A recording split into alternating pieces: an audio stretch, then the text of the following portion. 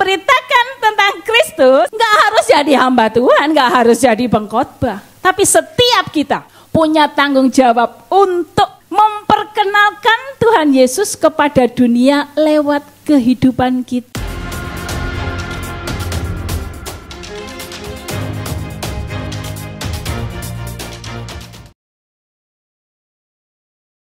Hari ini kembali kita akan sama-sama belajar tentang kebenaran firman Tuhan. Tapi sebelumnya kita ingatkan lagi bahwa kita sudah memasuki kalender Ibrani ya, tahun baru mulai tanggal berapa? 3 Oktober, bertepatan dengan hari istimewa saya. Ya, jadi saya merasa sukacita sekali ya. Sampai 23 September tahun 2025 kita masuk dalam tahun P. Hey. Iya, kita masuk dalam 5785. Pasti kita semua tahu ya. Angka 80 bicara tentang 80 tentang mulut. Iya, tentang mulut. Nah, angka 5 bicara tentang kasih karunia, bicara tentang tindakan. Iya. Dari hari ini kita mau belajar bukan kebetulan, Saudara. Ya, bukan kebetulan kalau tahun ini Tuhan memberikan kasih karunia yang double portion buat saudara dan saya. Ya, 5785. 5-nya double. Tuhan tahu kondisi kita hari-hari ini. Ya, kita perlu Roh Kudus bekerja lebih dahsyat lagi. Nah, kita mau bertindak bukan karena keinginan diri kita sendiri, tetapi tindakan ya, tahun kasih karunia, tahun tindakan yang selaras dengan hatinya Tuhan. Ya, tadi di ibadah 3 Mami katakan pingin bangun rumah, belum punya uang. Ya, utang. Iya. Nah, ini tindakan yang tidak selaras dengan hatinya Tuhan. Nah, jadi kalau memang belum punya uang, sabar ya, akan tepat pada waktunya kalau kita hidup dalam hikmat. Nah, kita akan sama-sama belajar di tahun kasih karunia. Di tahun tindakan ini kita baca di dalam Efesus 2 ayat 8 sampai 9. Kita baca sama-sama ya. 3, 4.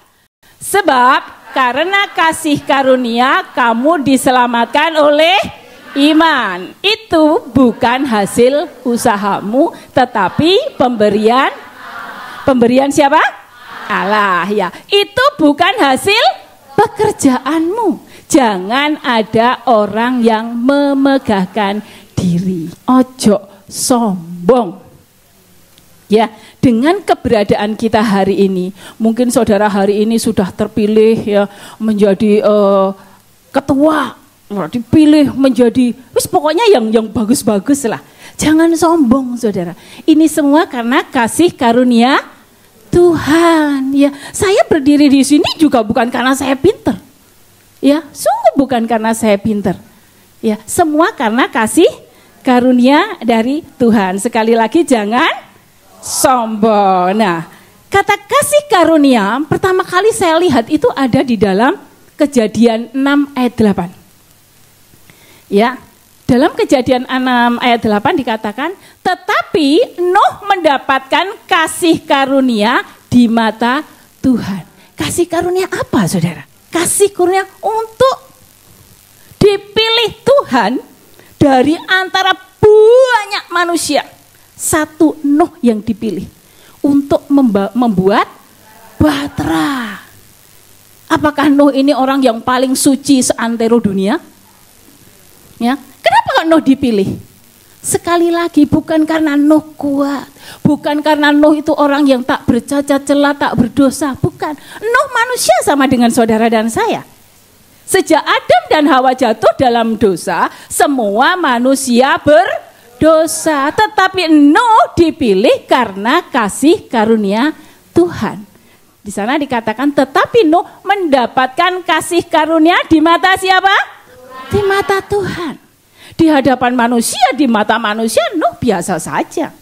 sama dengan saudara dan saya. Tapi di mata Tuhan, Nuh menjadi istimewa. Karena itu kasih karunia Tuhan diberikan kepada Nuh untuk apa? Membuat bahtera ketika bumi dilenyapkan oleh air bah. Ya, kalau semua habis, dunia kosong.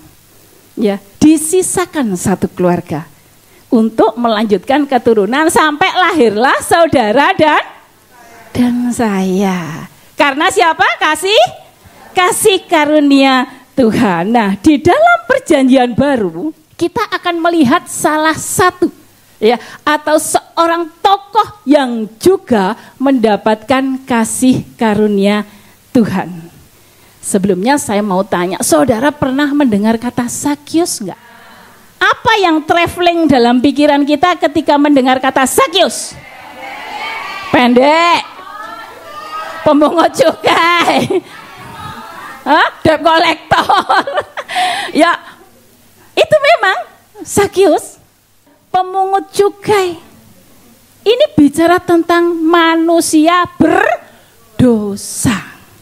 Tetapi yuk kita lihat apa yang terjadi dengan kehidupan Sakyus. Kita baca dalam Lukas 19, kita akan belajar nanti dari ayat 1 sampai 10. Ya, yang pertama dulu. Yesus masuk ke kota Yeriko dan berjalan terus melintasi kota itu.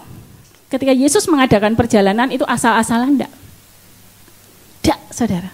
Tuhan Yesus itu selalu punya planning, ya. Melakukan sesuatu enggak asal-asalan, planning. Mau berjalan ke kota Yeriko. Ada apa ini di kota Yeriko? Tuhan itu tahu, saudara. Nah, kita baca ayat yang kedua. Di situ ada seorang yang bernama Sakyus. Siapakah dia? Kepala pemungut cukai. Garis bawah ini. Kepala pemungut cukai. Yang kedua, ia seorang yang orang kaya. Bukan pemungut cukai yang ada di kampung-kampung ya. Debt collector di kampung-kampung, bukan. Ini kepalanya, saudara. Dedengkotnya. Tahu dedengkot? Wes pentolane.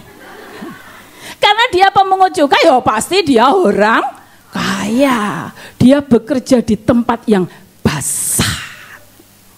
Ya, banyak duit. Tapi dia dibenci banyak orang. Namanya pemungut cukai itu ngetrennya apa sih di kampung kita? Bang ini ketuanya, saudara. Bang Dedel itu apa? Ini ketua, ya, kepala pemungut cukai, saudara. Ini orang suka mengganda-gandakan uang, ya. Saudara pinjam 1 juta bisa suruh mengembalikan 2 kali lipat, 3 kali lipat, mencekek. Ya pantesan dia kaya. Ini orang yang sangat berdosa karena perbuatannya dia itu dibenci enggak sama orang? Dibenci. Yang baik sama dia yang butuh saja. Yang butuh mau cari pinjaman pasti baik sama dia. Tuhan Sakyus. Ya, dia baik-baik supaya dicairkan dananya. Tapi setelah dia dicekek dengan bunga yang tinggi, ketemu Sakyus saja dia sudah sembunyi, saudara. Di balik persembunyian dia mengumpat, dasar pemungut cukai. Ya, dibenci. Jadi Sakyus ini tidak ada orang yang welcome. Kita lanjutkan ayat ketiga. Ia berusaha untuk melihat orang apakah Yesus itu, tetapi ia tidak berhasil karena orang banyak, sebab badannya pendek. Kenapa Sakyus kok berusaha mau melihat Yesus? Dia orang berdosa loh. Karena dia pernah mendengar tentang perbuatannya Yesus. Apa yang dilakukannya, mujizat-mujizat apa yang dikerjakannya. Pokoknya waktu itu nama Tuhan Yesus itu begitu wow. Ya, Sakyus mendengar, saudara. Jadi iman itu kan timbul karena pendengaran. Karena itu tugas saudara dan saya hari ini. Ayo kita perdengarkan firman Tuhan kepada dunia. Beri kemuliaan buat Tuhan kita. Iya, tugas saudara dan saya memperdengarkan nama Yesus kepada dunia. Sekarang itu gampang, semua punya Facebook. Di sini siapa nggak punya HP? Tak beli nasinya siapa?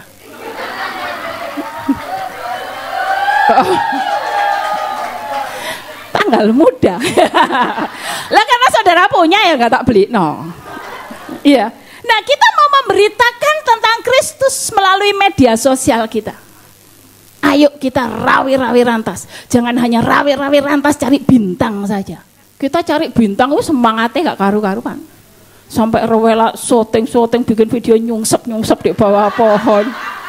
Se-excited itu loh untuk mendapatkan bintang. Tapi bagaimana kita mau berjuang memperkenalkan Tuhan Yesus pada dunia melalui media sosial kita? Ya, hari ini kita hati-hati saudara. Ya, kalau ada berita buruk saudara ikut share, ikut like, ikut share, saudara mendukung mereka.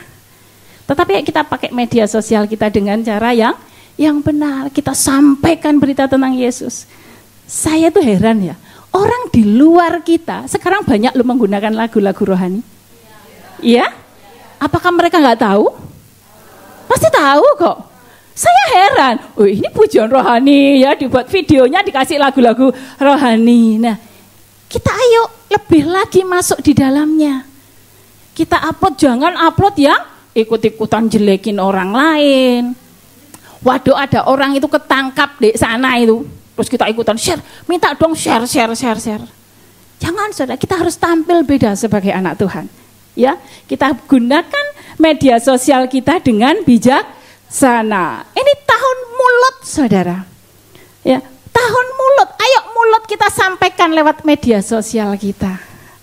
Ya, hati-hati jangan sampai jadi batu sandungan, pakai kaos GBI Hongkong. Tapi di kereta ada orang tua gitu yang nggak dapat duduk, pura-pura nggak tahu. Pakai kaos GBI Hongkong nih. Nah ini jadi batu sandungan saudara. Ya kalau sekarang itu setiap kul punya kaos ya, pakai saja di MTR dibaca sama orang itu firman Tuhan loh. Dibaca sama mereka, saya yakin kasih karunia Tuhan akan mengikuti kaos yang saudara pakai ayat-ayat firman Tuhan itu. Amin. Di sini ada yang malu pakai kaos cool? Ada yang malu yang pakai kaos ada tulisannya ayat firman? Kita banyak kaos ya. Di sini siapa yang punya kaos cool lebih dari 2? Sampai bosku itu bilang nih, kamu itu kok libur pakai kaos kayak gitu toh? Kamu gak punya baju dah. Nah saudara, kita mau memberitakan tentang Kristus ya. Gak harus jadi hamba Tuhan, gak harus jadi pengkhotbah. Tapi setiap kita punya tanggung jawab untuk memperkenalkan Tuhan Yesus kepada dunia lewat kehidupan kita. Di tengah majikan. Ya. Siapa di sini yang mengganti nama majikannya dengan nama lain? Ada? Jangan ya dek ya. Jangan ikut-ikutan nama majikannya diganti. Nah, ya diganti yang nama-nama jahat. Apa yang kita ucapkan, ya itu akan terjadi.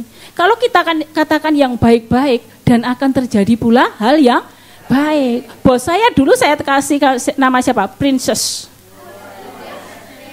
Betul, ya. Jadi biarkan dia seperti apa yang saya ucapkan. Tahun P saudara ya. Nah itu menjadi tugas kita. Begitu juga yang dialami oleh Zakius. Dia sudah mendengar tentang Yesus.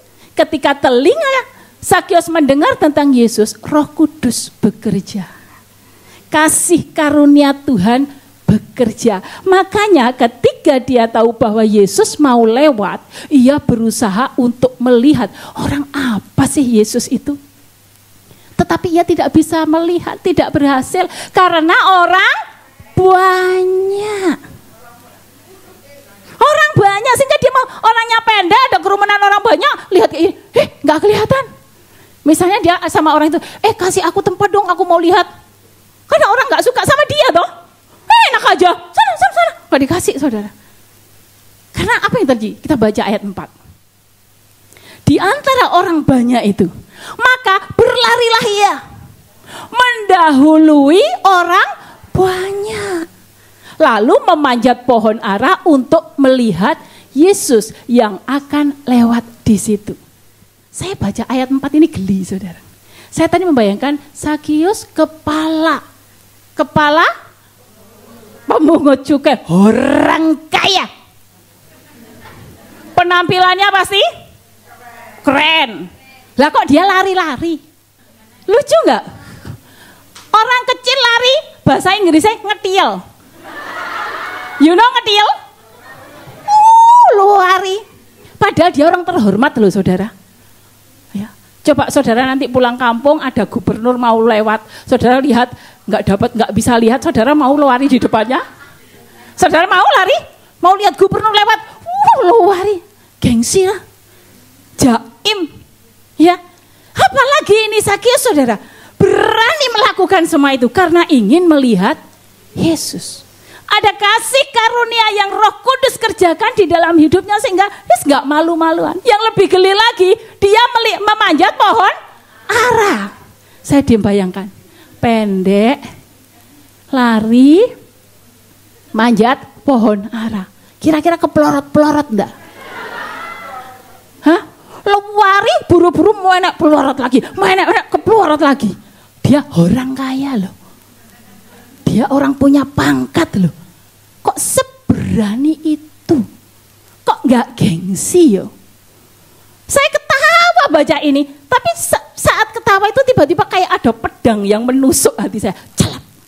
Lah kamu itu siapa, Dian? Ya, Zakius orang yang kaya, orang punya kedudukan, orang berpengaruh aja berani loh ngambil sikap kayak gitu. Loh kamu ini siapa?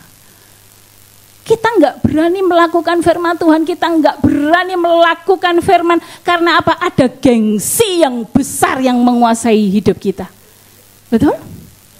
Ketika saudara diminta untuk mengampuni, kenapa tidak mau? Kenapa? Jaim. Kenapa saudara nggak mau mengampuni? Gengsi. Kenapa saudara nggak mau mengampuni? Ayo jujur pada diri sendiri. Kenapa saudara nggak mau mengampuni? Enak aja. Dia yang salah kok. Betul?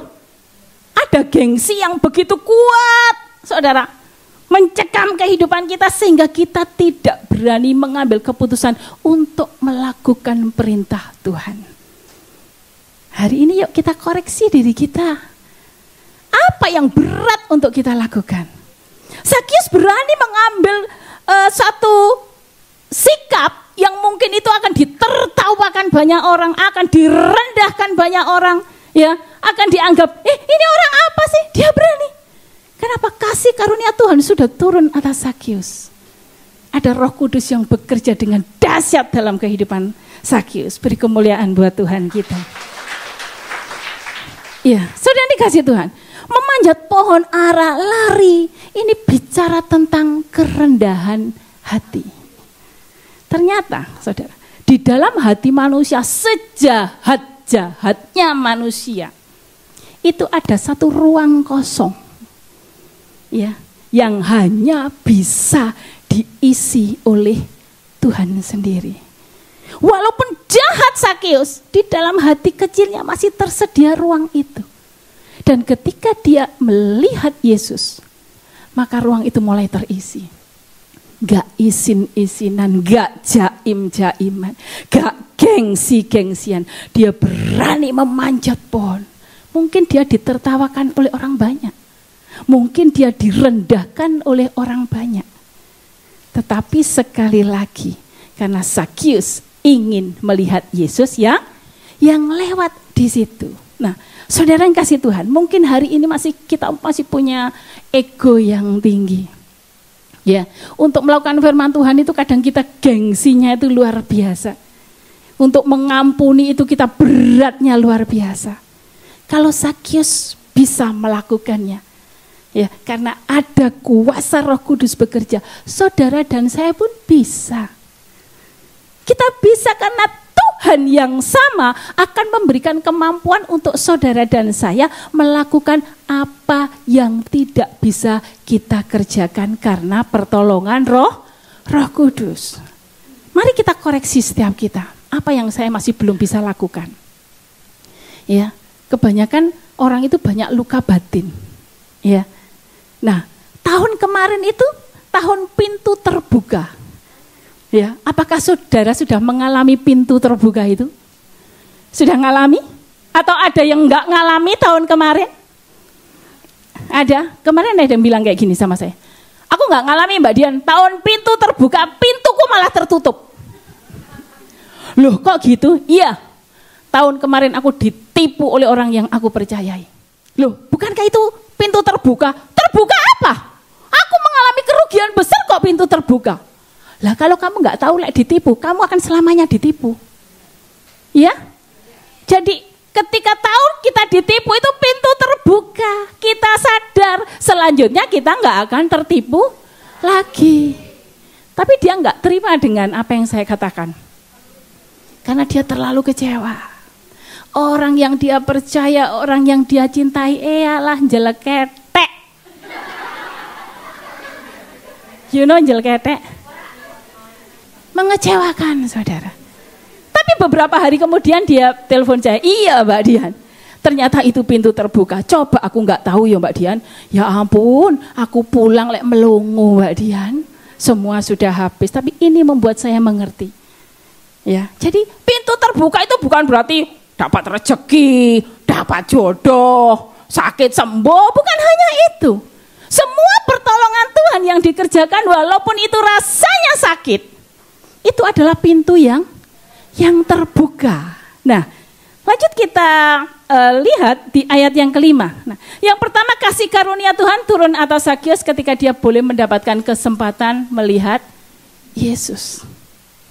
Yang kedua, di ayat 5, ketika Yesus sampai di tempat itu, ia melihat ke atas dan berkata, Zakius, segeralah turun, sebab hari ini aku harus menumpang di rumahmu. Wow. Kaget enggak saudara? Kaget saudara. Bagaimana seandainya hari ini Tuhan bicara, hei ibadah raya 4, turunlah, aku mau masuk di hatimu. Beri kemuliaan buat Tuhan kita. Kita ini adalah Zakius yang benar-benar ingin melihat kuasa Tuhan dinyatakan dalam hidup kita. Kita ingin mengalami kebaikan Tuhan dalam hidup kita. Hari ini Tuhan berkata, ibadah raya 4, turunlah, aku mau masuk ke hatimu. Amin. Ini kabar gembira, terus orang pada bingung, kenapa Tuhan harus ke rumah Zakius? Bukankah dia orang yang berdosa? Zakius pun gak sadar, gak nyongko mak bedunduk, dia dipilih. Padahal yang ngikuti Tuhan Yesus berapa banyak? Orang banyak, hanya satu yang dipilih, Zakius. Padahal latar belakang dia seorang pendosa. Saudara juga dipilih oleh Tuhan. Ya, adakah di sini yang nggak punya dosa?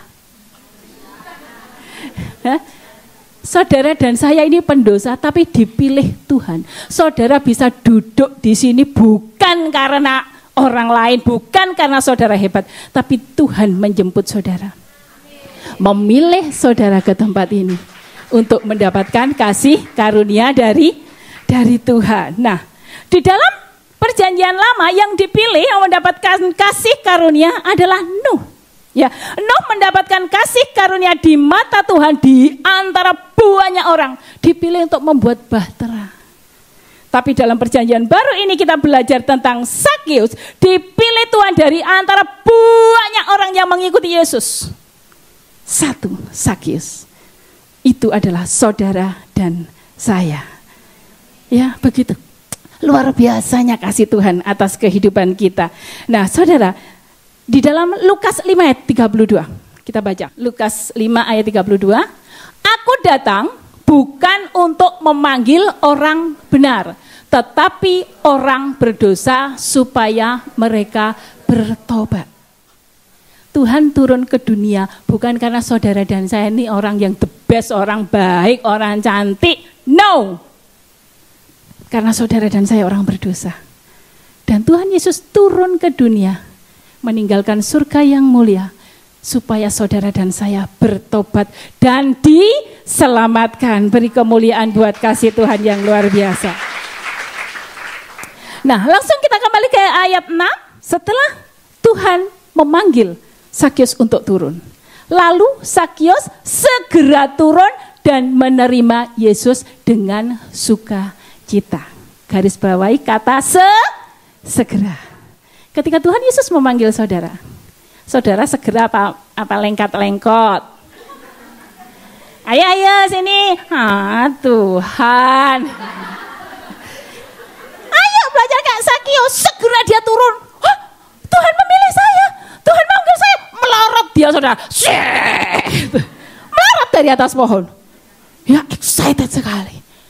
Merasa bangga, merasa sukacita, merasa senang karena Tuhan memilih dia. Karena dia sadar dia orang berdosa, orang tidak layak. Loh kok dipilih sampai Tuhan? Memang Tuhan Yesus datang karena manusia berdosa. Nah, Sakius segera turun, bertindak, meresponi kasih karunia Tuhan atas hidupnya. Dia melorot. Ya, cepat turun. Bagaimana dengan kita? 1 minggu ada 1 hari Minggu. Saudara dipanggil oleh Tuhan, ayo minggu ibadah. Tuhan, aku sih mau jalan-jalan di sana loh Tuhan, foto-foto. Ya, lo yang ketawa, jangan ketawa. Dalam 1 minggu Tuhan minta 1 hari, itu pun gak 24 jam loh. Ya, ayolah dipanggil, ayo ikut kalkul.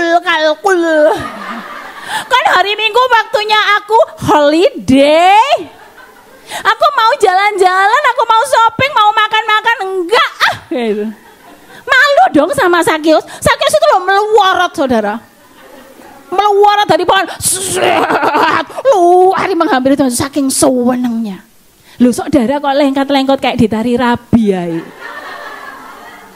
You know di tari rabi? Hah? Disuruh menikah itu, ayo menikah. Ya, ayo kita seperti Sakius merespon saudara dengan cepat. Ya, dia turun dan menerima Yesus dengan sukacita. Ibadah ini berapa jam? 1 jam setengah. 1 hari ada berapa jam? 24 jam cuma diminta duduk 1 jam setengah aja. Wes umek. Ya, pikiran traveling, ayam bakar, bakso. Tuhan minta 1 jam setengah loh duduk maniso, dengarkan firman Tuhan, puji penyembahan untuk Tuhan. Ya, firman Tuhan disampaikan 45 menit terus WA nih. Halo yang, yang. Aku ibadah yang, tar lagi yang. Mulai hari ini yuk bertobat yuk. Yuk. Hari Minggu, ayo kita prioritaskan jam 5 bangun, ikut menara. Ikut menara. Tuhan, catat ya Tuhan. Ya. Ikut menara doa, HP-nya dinyalakan tidur. Ayo, saya pernah lihat loh itu. Di menara doa saya selimutan. Saya japri itu gembala. Anakmu turu iku lho. Suruh mateni itu videonya. Saudara, tidak ada yang tertutup, Tuhan singkapkan semuanya.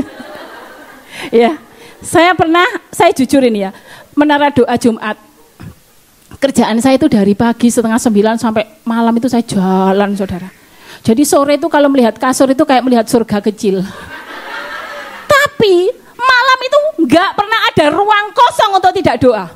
Doa gembala, sesuai doa, saudara. Nah, suatu hari ikut menara doa Jumat itu. Saya kan duduk sendepel kayak gini. Saya tahu-tahu kok pundakku ini sakit, kenapa? Saya bangun ternyata aku ketiduran mbak sendepel.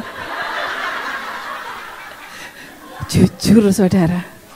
Ya, ternyata loh aku ketiduran. Kok sakit ya leherku? Loh, aku tiduran. Tak lihat, loh, wis mati. Saya WA Mbak Fajarina. Ternyata bukan hanya saja, waktu itu ada beberapa yang ketiduran. Ada temannya. Itu bukan disengaja, saudara, ya. Bukan disengaja, Tuhan tahu. Kok kasih karunia Tuhan ada buat. Loh, tapi aja disengaja. Oh, kata Mbak Dian ada kasih karunia. Oh, tidur aja. Ingat. Malaikat menjadi saksimu. Ya. Nah, sudah dikasih Tuhan, ayo. Kita jangan ogah-ogahan. Ayo kita seperti Sakyus. Begitu Tuhan memanggil, ayo menara doa. Ayo, ayo ibadah. Ayo cepat melorot. Sakyus melorot, saudara. Ya, dia melorot dan menerima Yesus dengan sukacita. Nah, sekarang baca ayat ke-7. Melorot ya, ingat. Kalau nanti mau menara doa ngantuk, ingat melorot. Kalau sembunyi di dalam selimut, ingat melorot. Seperti Sakyus ya. Tetapi semua orang yang melihat hal itu bersungut-sungut. Siapa yang bersungut-sungut? Orang banyak. Kenapa? Oh, enggak dipilih. Karena enggak dipilih. Ya, bersungut-sungut katanya, iya atau Tuhan menumpang di rumah orang berdosa. Kenapa dia ngomong kayak gini? Ya, karena enggak dipilih. Sebenarnya orang iri itu apa? Karena dia tidak bisa menjadi orang lain. Iri, saudara. Kalau mereka ngiri, kita nganan aja ya. Iya, iri, saudara. Nah, melihat itu, mereka, kok iso nih loh, dia itu orang berdosa. Itulah dunia. Tadi saya tanya pada saudara, ketika kita mendengar kata Sakyus, apa yang muncul di pikiran kita? Orang berdosa. Orang? Padahal endingnya dia dipilih Tuhan loh. Kenapa yang di pikiran kita cuma jeleknya Sakyus saja? Hah? Kenapa? Loh, padahal kita tahu endingnya Sakyus ini orang yang dikenan Tuhan, yang dipilih Tuhan. Tapi kenapa waktu saya tanya tadi, bagaimana yang kamu ingat ketika mendengar kata Sakyus? Orang berdosa, pendek, wis welek-elek tok. Mulai hari ini kita harus bertobat. Ya, kita jangan mengingat-ingat masa lalu orang. Nah, saudara dikasih Tuhan. Dunia memang kayak gitu. Ya. Kalau saudara misalnya nanti ke Indonesia pulang, saudara nyari saya misalnya ya. Aku mau main ke rumah Mbak Dian. Saudara tanya ke kampung saya, mau cari rumah siapa? Mbak Dian. Mbak Dian yang kayak gimana? Coba, yang kayak gimana? Cantik. Manis, lembut, yuhu. Oh, yang suaranya cempreng, terus yang lucu, terus imut, oh imut. Kalau saudara mencari Mbak Dian dari Hongkong yang seperti itu, saudara nggak dapat, nggak ada. Orang akan tahu, yang tetangga saya tahu, saya ini orang jahat, betul. Seorang yang sukanya tawur, suka breng-brengan, wes pokoknya jelek-jelek saya. Kalau saudara mencari Mbak Dian yang imut, ya, yang ada di sana itu Mbak Dian yang amit-amit. Dunia itu yang dikenal masa lalu saya, bukan masa sekarang saya. Coba seandainya saya mendaftarkan diri menjadi anggota DPR. Amin. Pegawai dapur maksud saya. Musuh saya, lawan saya akan berusaha menjatuhkan saya dengan mengorek-orek masa jejak digital. Rekam jejaknya. Dia seorang yang suka tawur, mau dipilih, dijatuhkan jelek-jelek saya di up, saudara. Itu dunia. Ya? Betul? Dunia hanya ingat jeleknya saja. Oh, saudara tak tanya tentang Sakyus saja juga ngomong jeleknya. Ayo. Endingnya Sakyus dipakai Tuhan, tetapi tidak dengan Tuhan. Kasih karunia Tuhan itu tidak memandang siapa, bagaimana masa lalu. Amin. Contohnya ini, saudara. Ini hidup kita, dosa. Ya, ada perzinahan, ada kejahatan, ada pertikaian, ada hawa nafsu. Dosa tak? Ini yang diingat dunia. Ingin diingat dunia. Nona Raja kayak dulu bilang apa? Oh, dosa itu. Ya. Itu dulu itu ya sukanya manjat pohon kelapa, nyuri mangga tetangga. Saya diingat saya jelek-jelek toh. Betul? Kalau berantem bawa parang.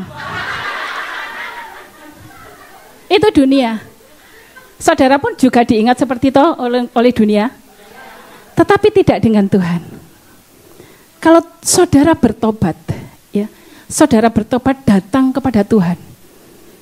Merendahkan diri di hadapan Tuhan. Saudara bertobat. Ini masa lalu saudara. Di tangan Tuhan, masa lalumu sejauh timur dari barat engkau melempar. Lanjut.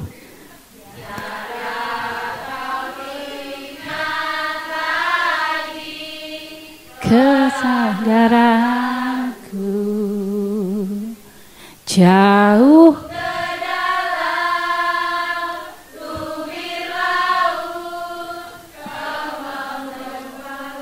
dosaku tiada kau ingat lagi. Beri tepuk tangan buat Tuhan. Karena itu lek punya masalah jangan lari pada manusia. Kita mau berlari-lari mencari Tuhan. Ketika Tuhan memanggilmu, ayo cepat melorot. Ya, cepat ambil tindakan karena tahun ini adalah tahun tindakan. Ayo merespon semua yang Tuhan mau di dalam hidup kita. Nah, dampak dari orang yang merespon kasih karunia Tuhan. Yuk kita baca dalam ayat 8. Ya, dampaknya apa ketika Sakeus melorot dan merespon panggilan Tuhan. Tetapi Sakeus berdiri dan berkata kepada Tuhan, Tuhan, setengah dari milikku akan kuberikan kepada orang miskin. Dan sekiranya ada sesuatu yang kuperas dari seseorang, akan kukembalikan 4 kali lipat. Ini adalah sebuah pertobatan. Ketika kasih karunia yang turun dalam hidup Sakeus direspon. Sakeus merespon dan mengambil tindakan, maka hidupnya berubah. Ya, kalau saudara sudah mengakui bahwa saudara orang Kristen setiap minggu ke gereja, setiap hari berdoa, tapi saudara tidak berubah, itu pertanyaan besar loh. Yuk kita koreksi, apakah aku sudah berubah? Sakeus yang jahat, dibenci banyak orang, berubah mak grembyang. Ya, langsung dia bertobat mengembalikan semua miliknya. Tuhan, setengah dari milikku akan kuberikan kepada orang miskin. Yang pertama. Proses terus berlanjut. Karena pertobatan itu juga nggak bisa spontan. Ya, pertobatan hari ini harus kita kerjakan dari hari ke sehari. Oh, ini anakku nakal ini Pak Gembala. Nakal sekali, penggaweannya mabuk ngerokok. Kita bawa ke papi, doakan pi. Dalam nama Tuhan Yesus, bertobat. Toeng, langsung baik. Proses. Sakeus pun mengalami proses. Yang pertama, setengah dari milikku akan kuberikan kepada orang miskin. Proses selanjutnya, sekiranya ada sesuatu yang kuperas dari seseorang, akan kukembalikan 4 kali lipat. Inilah proses saudara. Ya, pembaharuan budi, pembaharuan pola pikir setelah kita bertobat dan terima Yesus. Pertanyaan, kita koreksi diri kita. Apakah aku sudah berubah? Pola pikirku apa sudah diperbaharui? Ya, saya nggak bisa, oh kamu belum, kamu sudah, kamu belum, kamu sudah. Ayo kita berurusan secara pribadi dengan Tuhan. Masuk saat teduh, berdoa, tanya sama Tuhan, perkarakan hidup kita setiap hari. Ya, kepada Tuhan, apa yang harus aku rubah? Apa Tuhan yang kau minta aku berubah? Kalau enggak bisa, loh hari ini tuh loh, Pentakosta ketiga Roh Kudus itu dicurahkan dengan dahsyat. Minta Minta kuasa itu pada Tuhan. Ya, tugas kita bertindak. Nah, saudara yang dikasih Tuhan. Kita baca dalam Yesaya 32 ayat 15 sampai 17. Sampai dicurahkan kepada kita roh dari atas, maka padang gurun akan menjadi kebun buah-buahan dan kebun buah-buahan itu akan dianggap hutan. 16. Dan di padang gurun selalu akan berlaku keadilan dan di kebun buah-buahan akan tetap ada kebenaran. Stop dulu sampai di sini. Ketika Roh Kudus bekerja, kasih karunia itu turun atas kehidupan kita. Hidup lama kita berubah. Sakius yang dulu penjahat, yang dulu pemungut cukai, dia langsung berubah. Hidupnya berbuah. Hidupnya mulai berkarakter Kristus dengan mengembalikan apa yang sudah diperas pada orang lain. Jadi kalau kita bertobat, kita harus berbuah. Ya, kalau kita nggak berbuah, dipotong. Ya. Jadi sekali lagi kalau kita sudah mau percaya bahwa Yesus adalah Tuhan dalam hidup kita, kita sudah bertobat, yuk berbuah, yuk. Katakan, yuk berbuah, yuk. Yuk berbuah, yuk. Nah, selanjutnya ayat 17. Di mana ada kebenaran, di situ akan tumbuh damai sejahtera. Dan akibat kebenaran ialah ketenangan dan ketentraman untuk selama-lamanya. Amin. Amin. Ya. Koreksi buat setiap kita. Kalau kita memang sudah benar-benar mengakui Yesus adalah Tuhan dan Juru Selamat dari hidup kita, berbuah yuk. Kita mulai mengenakan karakter Kristus dalam kehidupan kita.